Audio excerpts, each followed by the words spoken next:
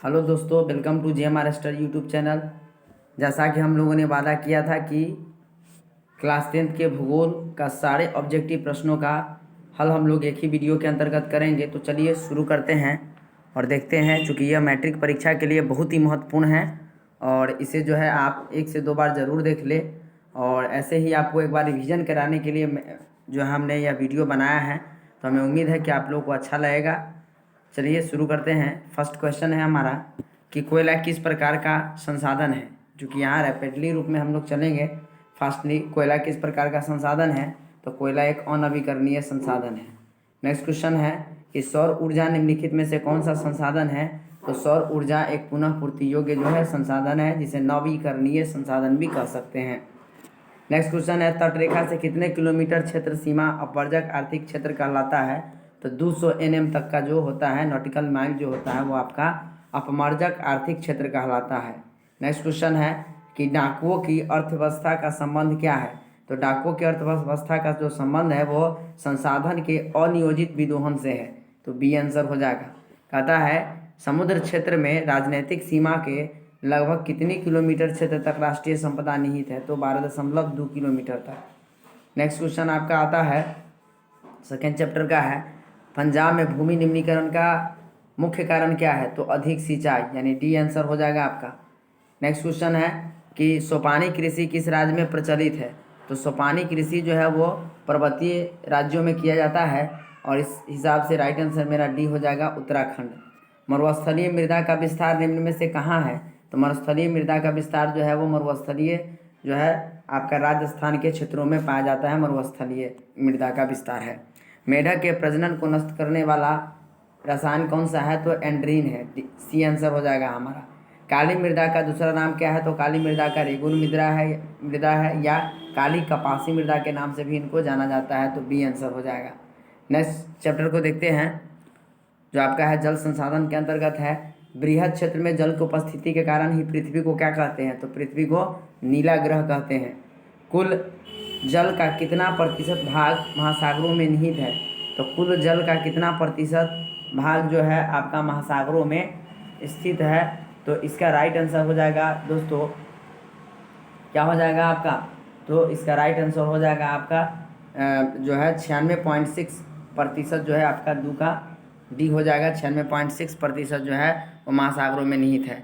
देश के बांधों को किसने भारत का मंदिर कहा था, तो पंडित जवाहरलाल नेहरू ने कहा है, सी आंसर हो जाएगा। प्राणियों के शरीर में कितना प्रतिशत जल की मात्रा निहित होती है, तो प्राणियों के शरीर में जो है वो 65% जल की मात्रा निहित होती है। नेक्स्ट क्वेश्चन है कि बिहार में अति जल दोहन से किस तत्व का संकेंद्रण बढ़ा है, तो फ्लोराइड का राइट आंसर हो जाएगा आपका। 5 का हो जाएगा आर्सेनिक, ये आपका हो जाएगा गौ, यानी क्या हो जाएगा आर्सेनिक तत्वों की जो है वो मात्रा ज़्यादा बढ़ी है, तो 5 का हो जाएगा गौ। नेक्स्ट कुछ चैप्टर देखते हैं। भारत में 2001 में कितने प्रतिशत भौगोलिक क्षेत्र में वन का विस्तार था, तो 2001 में वन का जो प्रतिशत था वो कितना प्रतिशत था, सो आपको बताना है, तो राइट आंसर हो जाएगा 19.27%। वन स्थिति रिपोर्ट के अनुसार भारत में वन का विस्तार कितना है, तो 20.55%। नेक्स्ट है आपका कि बिहार में कितने प्रतिशत भौगोलिक क्षेत्र में वन का विस्तार है, तो बिहार की बात करें तो मात्र 7% भाग पर जो है वन का विस्तार है। पूर्वोत्तर राज्यों के 188 आदिवासी जिलों में देश के कुल क्षेत्र का कितना प्रतिशत वन जो है वहाँ पर है, तो आपको बताने हैं, तो इसका राइट आंसर हो जाएगा 60.11%। नेक्स्ट क्वेश्चन है किस राज्य में वन का सर्वाधिक विस्तार है, और कई बार यह प्रश्न पूछ लिया गया है, तो राइट आंसर हो जाएगा मध्य प्रदेश में। कि सबसे अधिक जो है वन का विस्तार किस राज्य में है, तो मध्य प्रदेश में है। वन संरक्षण एवं प्रबंधन की दृष्टि से वनों को वर्गीकृत किया गया है, तो वनों को जो वर्गीकृत किया गया है वो 5 भागों में वर्गीकृत किया गया है।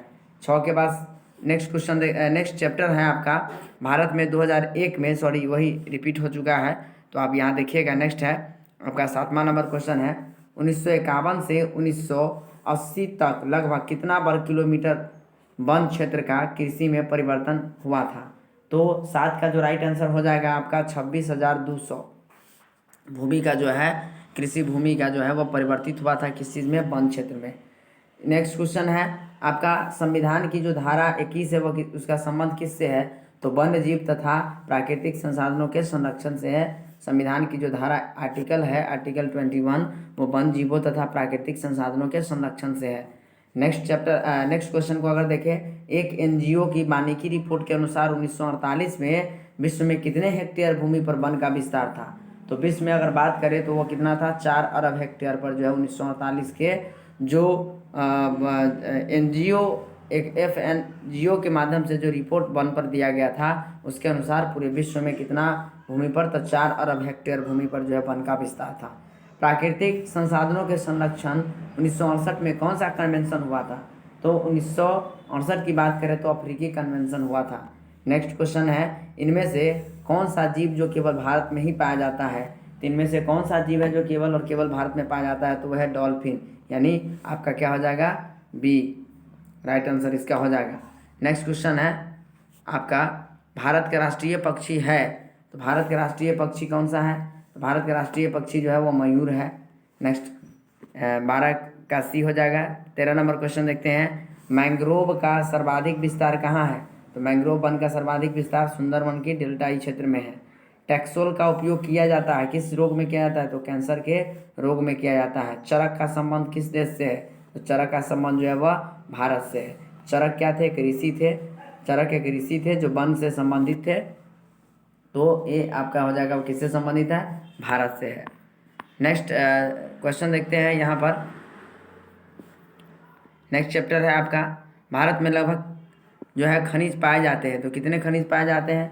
तो भारत में अगर बात करें तो लगभग कितने, 50, 100, 150 या 200। तो चूँकि 100 से अधिक पाए जाते हैं, भारत में लगभग कितने खनिज पाए जाते हैं? तो 100 से अधिक, लेकिन लगभग कितने होता है? 100 मारेंगे। इनमें से कौन लौहयुक्त खनिज का उदाहरण है? तो इनमें से अगर बात करें तो कौन सा खनिज जो है लौहयुक्त का है? तो मैग्नीज जो है इसका उदाहरण है, तो यह राइट आंसर 2 का ही हो जाएगा। निम्नलिखित में से कौन आध्यात्मिक खनिज का उदाहरण है? तो आध्यात्मिक खनिज का उदाहरण क्या है? आपका अभ्रक है। किस खनिज को उद्योगों की जननी माना गया है? तो किस खनिज को माना गया है? तो लोहा को माना गया है। कौन लौह अयस्क का एक प्रकार है? तो कौन लौह अयस्क का एक प्रकार है? तो हेमाटाइट। हेमाटाइट क्या है? आपका लौह अयस्क का एक प्रकार है। नेक्स्ट है, कौन भारत का सबसे बड़ा लौह उत्पादक राज्य है? तो लोहा के उत्पादन में पहला राज्य कौन है? कर्नाटक है। आपका राइट आंसर हो जाएगा 6 का क। छत्तीसगढ़ भारत का कितना प्रतिशत लोहा उत्पादन करता है? तो 20% जो है लोहा का उत्पादन करता है। मैग्नीज उत्पादन में भारत का विश्व में कौन सा स्थान है? तो 8 का जो राइट आंसर हो जाएगा आपका 3य स्थान है मैग्नीज उत्पादन में।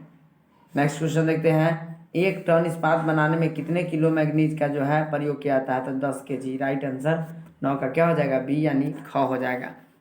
नेक्स्ट क्वेश्चन देखते हैं, उड़ीसा किस खनिज का सबसे बड़ा जो है उत्पादक है? तो मैग्नीज का। याद रखिएगा मैग्नीज उत्पादन में भारत का पहला राज्य कौन है? तो उड़ीसा है। राइट आंसर हो जाएगा ख। अल्मुनियम बनाने के लिए किस खनिज की आवश्यकता पड़ती है? तो एल्युमिनियम बनाने में किस खनिज की आवश्यकता पड़ेगी? तो बॉक्साइट का। राइट आंसर आपका घ। देश में तांबे का कुल कितना भंडार है? तो 125। ठीक है। नेक्स्ट क्वेश्चन है, बिहार झारखंड में देश का कितना प्रतिशत अभ्रक का उत्पादन होता है?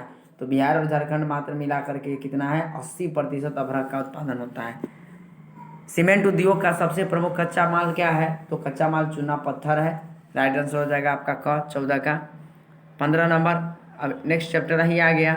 देखिएगा कि किस राज्य में खनिज तेल का विशाल भंडार है? तो असम में जो है आपका खनिज तेल का एक विशाल भंडार है। भारत के किस स्थान पर पहला परमाणु ऊर्जा स्थापित किया गया था? तो महाराष्ट्र के तारापुर में पहला परमाणु ऊर्जा केंद्र स्थापित किया गया था, यानी घ आंसर हो जाएगा। कौन सा ऊर्जा स्रोत अनवीकरणीय है? तो इन सभी में से जल, सौर, कोयला या पवन? तो आपका हो जाएगा कोयला एक अनवीकरणीय संसाधन है, तो ग हो जाएगा। प्राथमिक ऊर्जा का उदाहरण नहीं है? तो विद्युत जो है वह प्राथमिक ऊर्जा का उदाहरण नहीं है। ऊर्जा का गैर पारंपरिक स्रोत क्या है? तो सौर ऊर्जा एक गैर पारंपरिक स्रोत है। गोंडवाना समूह के कोयले का निर्माण कितना वर्ष पहले हुआ था? तो 20 करोड़ वर्ष पूर्व हुआ था। नेक्स्ट है 7 नंबर, भारत में कोयले का सर्वप्रमुख उत्पादक राज्य कौन है? तो झारखंड हो जाएगा इसका राइट आंसर। सर्वोत्तम कोयले का प्रकार कौन सा है? तो एंथ्रासाइट होगा, जिसमें 90% से अधिक जो है वह कार्बन की मात्रा पाया जाता है, तो एंथ्रासाइट हो जाएगा। नेक्स्ट है मुंबई हाई क्यों प्रसिद्ध है? तो मुंबई हाई जो है वह खनिज तेल के लिए प्रसिद्ध है। भारत का प्रथम तेल शोधक कारखाना कहाँ स्थापित किया हुआ था? तो डिगबोई असम में स्थापित हुआ था। प्राकृतिक गैस किस खनिज के साथ पाया जाता है? तो प्राकृतिक गैस जो है वह पेट्रोलियम के साथ पाया जाता है। तो राइट आंसर हो जाएगा आपका बी। भाखड़ा नागल परियोजना किस नदी पर है? तो भाखड़ा नागल किस पर है?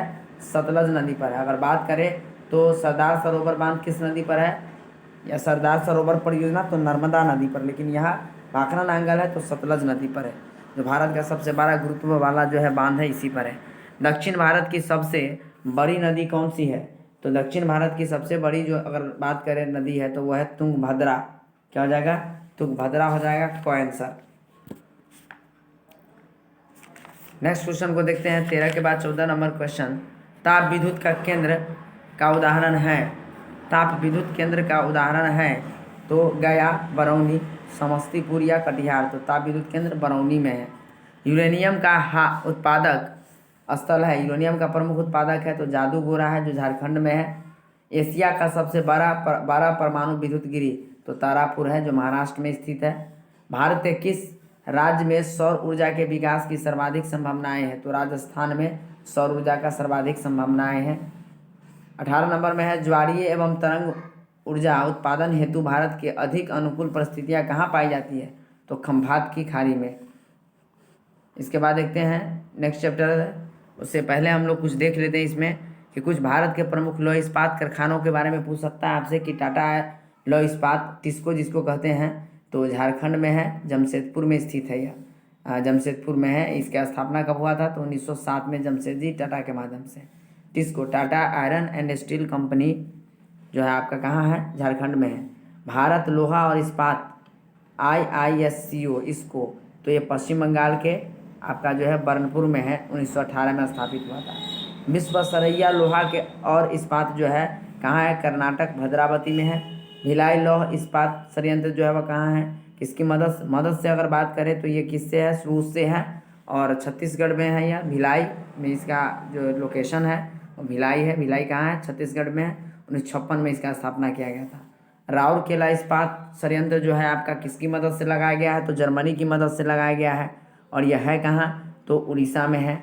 और ये राउरकेला के नाम से जो है मेन इसका जो लोकेशन है राउरकेला इस्पात संयंत्र का वो राउरकेला में ही है। दुर्गापुर इस्पात संयंत्र जो है वो ब्रिटेन की मदद से है और पश्चिम बंगाल में स्थित है और दुर्गापुर में यह स्थित है। 1959 में स्थापित किया गया था।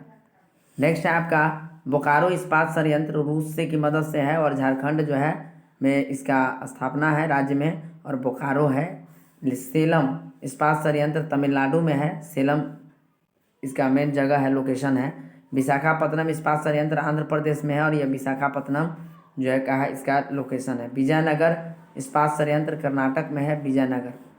तो इस तरह से आप याद रख सकते कुछ का, लेकिन याद रखिएगा बौभ जो है यहाँ पर एक बात याद रखिएगा कि जैसे बौभ होता है बौभ रूस यानी बोकारो और भिलाई रूस की मदद से लगाया गया था। पूछ देता है कि किसकी मदद से लगाया गया। और दुर्गापुर जो है वो ब्रिटेन की मदद से किया गया है, ठीक है।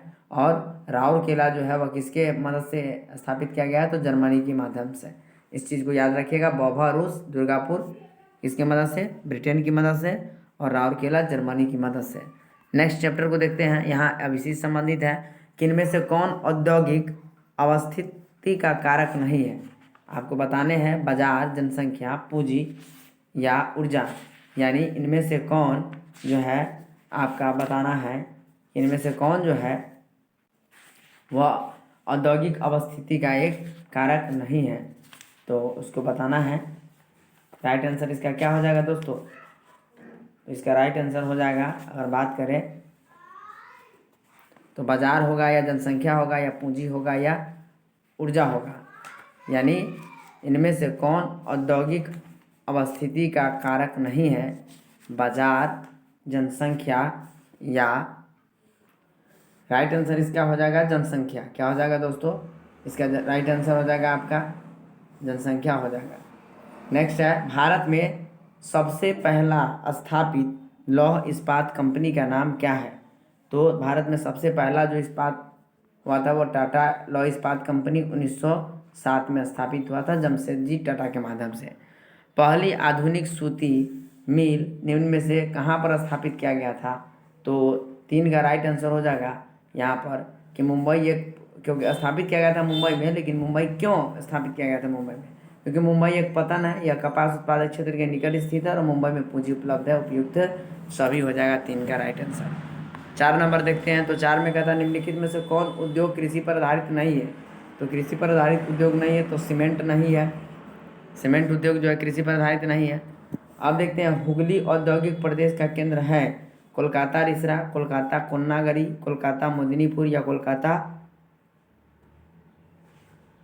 हावड़ा। तो राइट आंसर होगा कोलकाता मेदिनीपुर। ठीक है। निम्नलिखित में से कौन सार्वजनिक क्षेत्र के अंतर्गत आता है? तो सार्वजनिक क्षेत्र के अंतर्गत आता है बोकारो लौह इस्पात उद्योग। 7 नंबर देखते हैं इनमें से कौन उपभोक्ता उद्योग है? इनमें से कौन उपभोक्ता उद्योग है? तो पेट्रो रसायन उद्योग जो है उपभोक्ता उद्योग है। निम्नलिखित में से कौन छोटे पैमाने का उद्योग है? तो जो है आपका खिलौना उद्योग जो है वह एक छोटे पैमाने का उद्योग है। भोपाल त्रासदी में किस गैस का रिसाव हुआ था? तो भोपाल जो त्रासदी हुआ था जहाँ पर गैस के लीकेज से बहुत सारे जो लोग मारे गए थे 2004 में, तो ये मिथाइल आइसोसाइनाइड गैस का जो है वो रिसाव हुआ था। अब कुछ रेलवे है और उसका मुख्यालय है, समझिएगा। जैसे वर्तमान में जो रेलवे जोनों की संख्या अगर बात करें तो 18 है। और जो यहाँ पर अगर देखें तो उत्तर रेलवे का मुख्यालय नई दिल्ली, पूर्व रेलवे का मुख्यालय कोलकाता, पश्चिम रेलवे चर्चगेट मुंबई, दक्षिण रेलवे चेन्नई, मध्य रेलवे मुंबई सेंट्रल और पूर्वोत्तर रेलवे का कहाँ है? गोरखपुर। पूर्व मध्य रेलवे कई बार पूछा गया है। पूर्व मध्य रेलवे जो आपके बिहार से संबंधित है हाजीपुर इसका मुख्यालय है। उत्तर पूर्वी सीमांत रेलवे मालेगांव। और यहाँ पर अगर देखें दक्षिण मध्य रेलवे सिकंदराबाद, दक्षिण पूर्व रेलवे कोलकाता, पूर्वी तटवर्ती रेलवे भुवनेश्वर, उत्तर मध्य रेलवे इलाहाबाद, उत्तर पश्चिम रेलवे जयपुर। और इसी तरह से अगर बात करें तो यहाँ पर दक्षिण पूर्व मध्य रेलवे बिलासपुर है, दक्षिण पश्चिम रेलवे हुबली है और पश्चिम मध्य रेलवे जबलपुर है। तो इस तरह से 16 है इसमें। लेकिन वर्तमान में अगर बात करें तो कितने रेलवे जोन है? तो कुल रेलवे जोनों की संख्या कितना है? तो 17 है, 18 है। कुल रेलवे जोनों की संख्या कितना है? 18 है। अब कुछ बंदरगाह है। मुंबई महाराष्ट्र, नहावा सेवा महाराष्ट्र में है, कलकत्ता हल्दिया पश्चिम बंगाल में, चेन्नई तमिलनाडु में और तूतीकोरिन यहाँ पर क्या है? तमिलनाडु में है।